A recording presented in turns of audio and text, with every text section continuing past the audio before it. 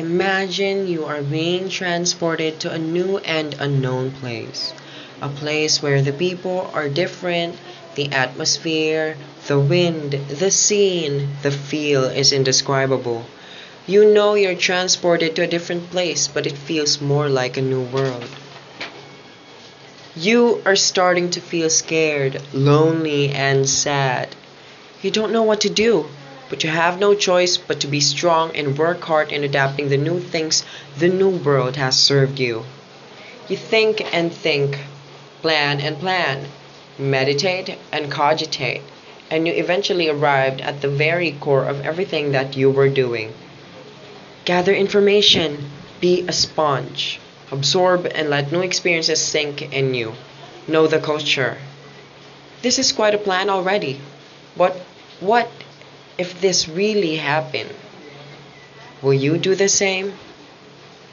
This is a documentary that will surely equip you with informations and lessons from the people who experience the feeling of being in a whole new world.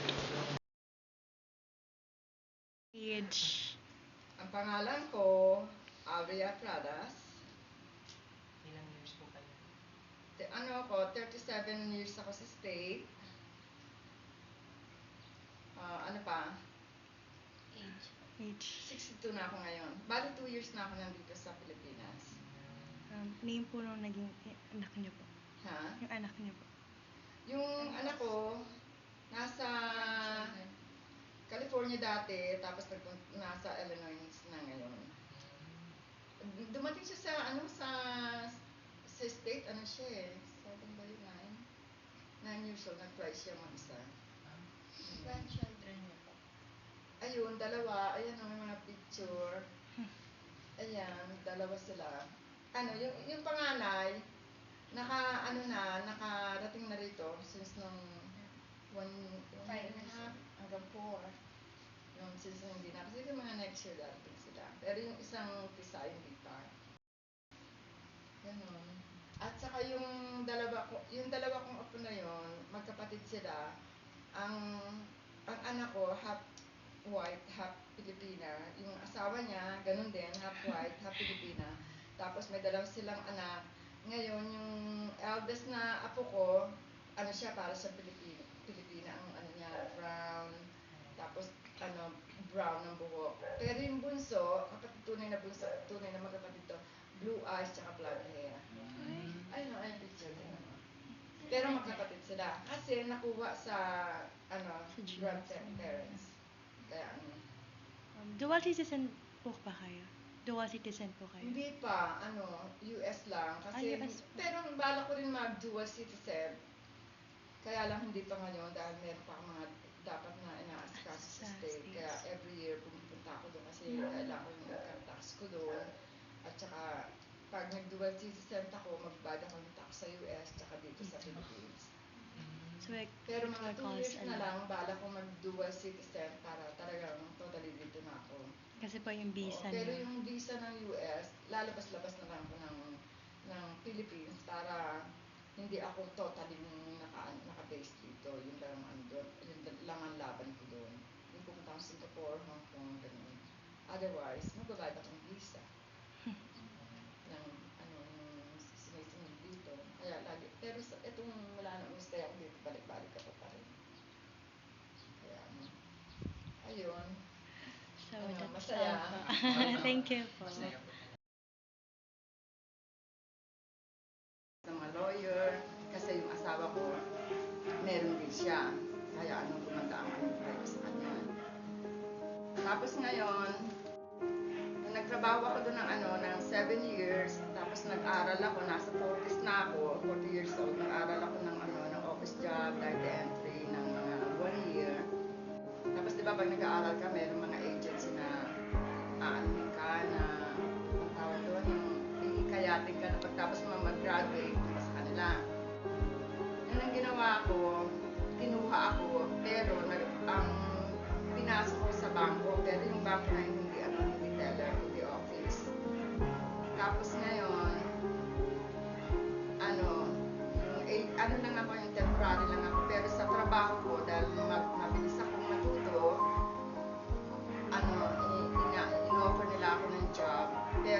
akin, dahil ma-influensya yung asawa ko, hindi ako basta-basta pumapasok na hindi ko gusto. Hindi ko pag-deal ako na gusto ko ganitong oras, gusto ko ganitong sahod ko. Kaya yun. Ayun, nagtagal ako doon, mga 6 years. Tapos, nung binabago ng bangko na yun ang ang schedule ko, may mga connection na ako mga Pilipina, masok ako sa ibang bangko na ang gamit ko ng rest nito. Kahit na wala pa mga connection na nakakit ko. Kasi, paano ko sa loob? Hindi ako nakaka-step sa mga tao. Kaya nag-ano ko na, sige ako sa buhay na matutunan ko mga experience na na maganda sa state na kailangan mo malakas ang loob mo. Hindi ka nahihiya, hindi ka kaya maaabot sa mga. Typical I love you. Ay, ano guys, kung pakilala na lang po kayo in Yes. I am Berta. Ana Elenita Pabico. Syukol pila Mustaspa Malik Faisal. Di ba? Ano po yan? Ana, hello, beautiful.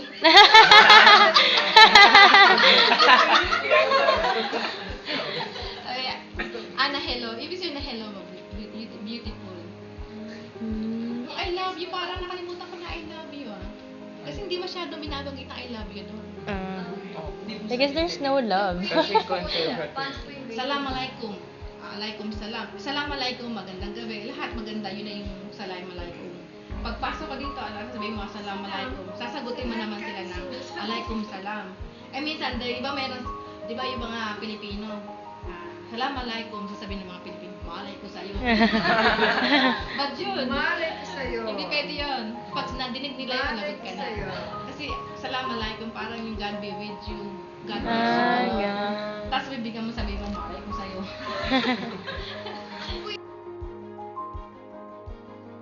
Culture po yung ano. Culture, very different ng culture natin. Aba. Kasi doon, we cannot go out na casual clothes. Kailangan meron kang kabaya. We call it kabaya. Cover lahat to with your hair. Labas lang yung face mo. Sometimes, pag meron doon napuntahan na pati yung mata, mata lang napunta. But, yung place na nakapuntahan ko is there. So, we are allowed to wear only kabaya and tarha.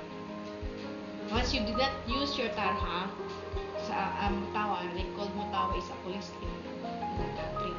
The mutawa will look at you and then they will send you to also like not a jail but a place where you can all of you are women because you cannot be it's not allowed for a man to see the hair. I don't know why because sometimes they say this hair attracts the opposite sex. So when I was in Saudi, I cannot even show my hair. Only in the compound where we live. But outside, no, because Saudi will attack you. They will, I don't know what happened to them when they see the hair of the woman. They're so attractive Have with you the hair. experienced culture shock? Yeah, culture shock because you cannot see anyone wearing your casual clothes, all black. How about their lifestyle? Lifestyle different from us also. You cannot group like this. Even in the house there is a room for the guests, for the boys and for the girls. You cannot go together. Not allowed. It's not allowed. Like you ole barkada. In Saudi Arabia there is no barkada Like ours would be. like you're doing here. The school is all for the boys and the school is all for the girls. No co-eds. No co-eds. Maybe you will think about if there's Saudi Arabia so there's no. It's like Philippines, all buildings, they have buildings. They have everything, only they have no movies, no theater. Not allowed also. All malls, different malls. There is Mall of Arabia, like Mall of Asia. Maybe Mall of Arabia is patterned in Mall of Asia. Very big. The airport, very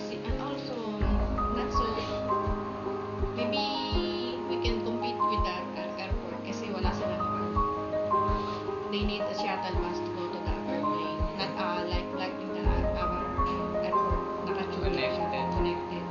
Sa Saudi, no. Sa Jeddah, you will ride their shuttle bus to going to the airplane.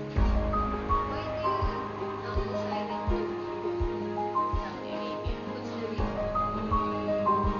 So, I have dreams because here, if you stay in Philippines, you will forever dream. Everything is forever dream. Yeah, that's the dream. Nothing will be. Kasi in Saudi Arabia, I'm secretary. I'm secretary in a big hospital in Faisal Specialist Hospital. I'm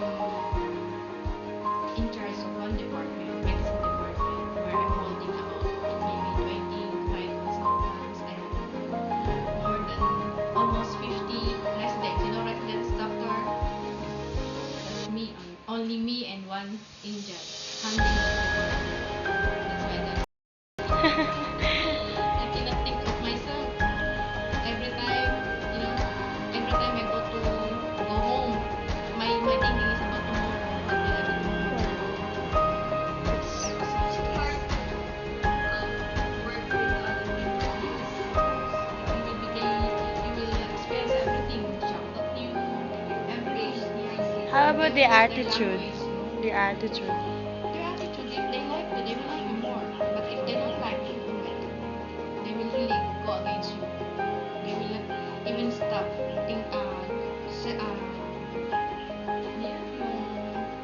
Pag ano sa'yo, if they don't want you, they want you out of the hospital. Ganun sila. Pero pag nagustuhan ka nila, hindi ka naman nila maaalis sa department mo. As in sila po yung That- nanunuyo That's sa'yo. what's happened sa akin. Kasi, as a secretary, I also dream of having promotion. So, every time there is a vacancy for promotion, I am applying for that position. And, always, I am accepted. But the problem is, I am not permitted by my department for that promotion. They want me to stay in the department. But earning a living is very very nice because the foods are very cheap. You can see the one chicken, whole chicken, about 7 riyals. It's only 70 pesos. How much here? It's almost the bread, the 2 riyals bread is almost how many times?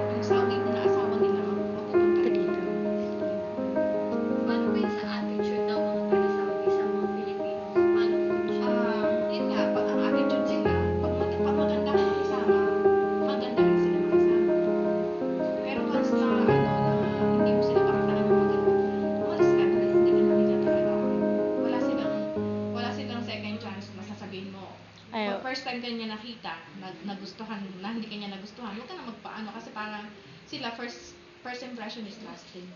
No. Parang hindi ka na makapag-cover up ng ano, tingin nila sa'yo, ganun na, kumbaga tingin nila sa aso ka na. Ay, ganun. Oo.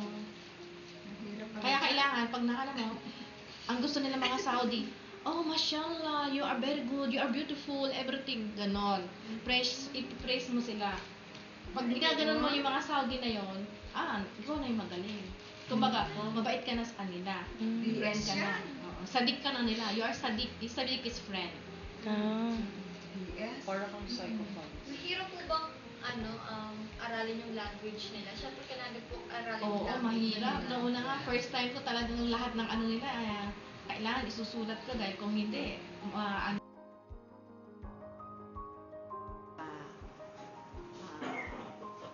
Kasama siya Ganun din po yung sa Arabic, lahat Arabic. Ang ibig sabihin, nagpakilala ko si Remy Verona, nagtrabaho ako sa hospital, X-ray technologist.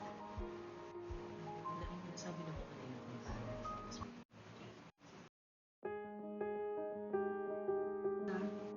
Talagang pagkagaling namin sa duty kasi ang duty namin meron kami morning, may afternoon, night. So, unang first 3 months mo, nakapagpahingan pag wala ka pang sakit. Pero, kami naman lahat, nakasama sa isang halimbawa sa isang office, 6 rooms, kami-kami rin Kanina po nasabi niyo na po, sabi niyo na po traits na ano po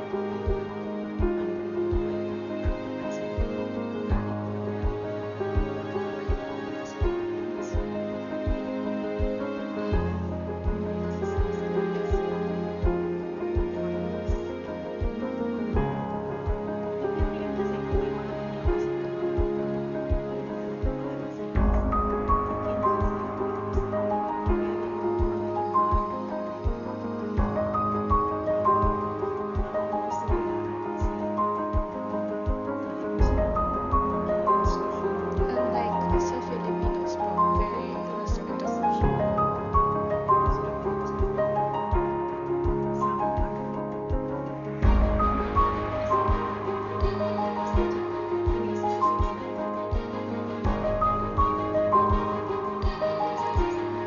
They don't trust you.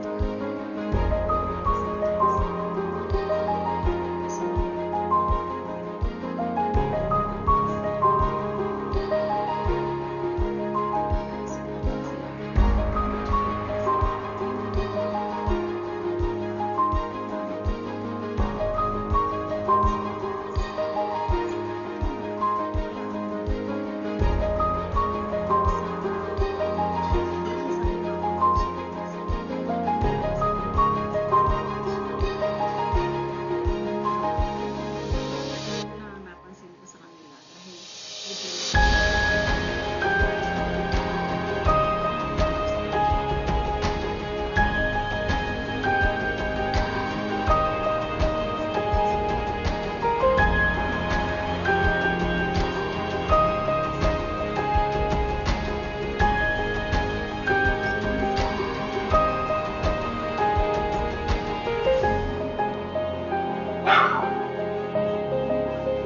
gusto ba nila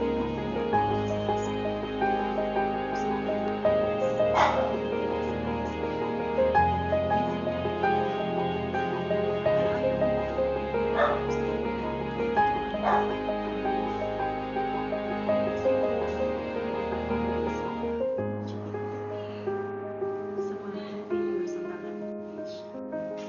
Pag nasa city ka, okay lang. Pag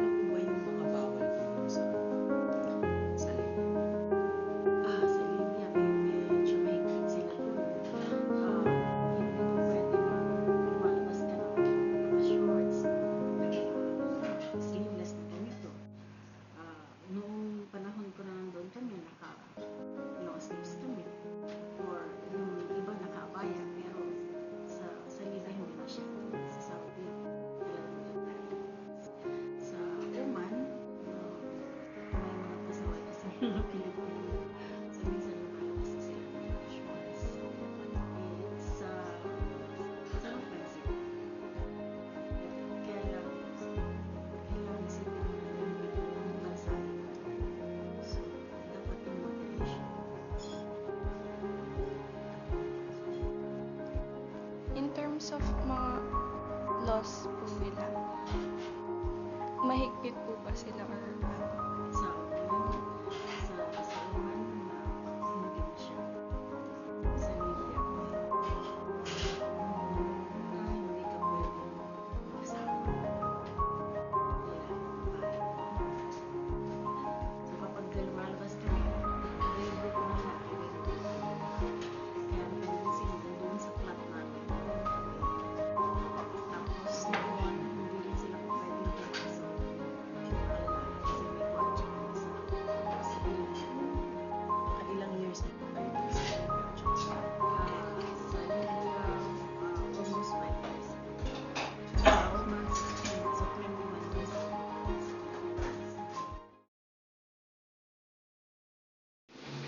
Pure divergence, perfectly expressed by our interviewees, was said and was spoken with genuine emotions.